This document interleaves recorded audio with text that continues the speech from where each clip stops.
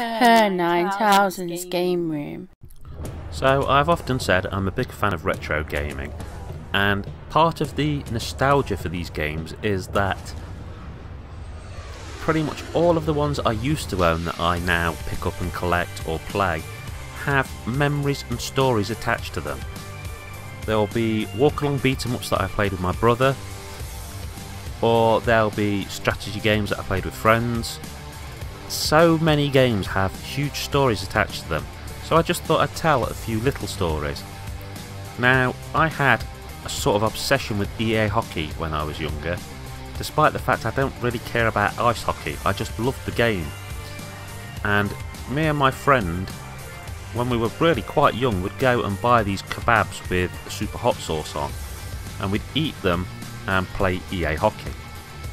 Neither of us were particularly good at scoring, but the game had the brilliant mechanic of having fights in it.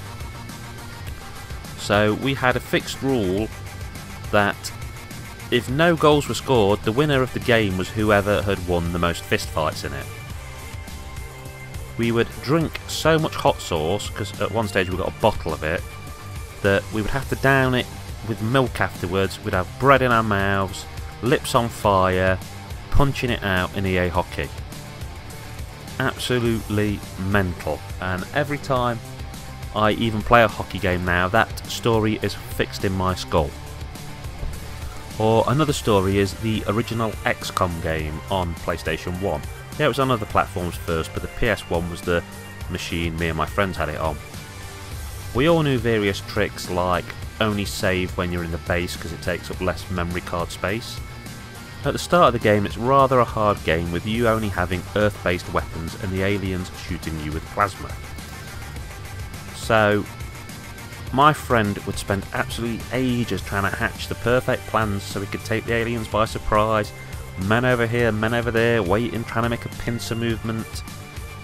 My plan was always the same basic plan every time I restarted XCOM, and that was get a grenade, set the timer, walk into the alien spacecraft, boom, blow up.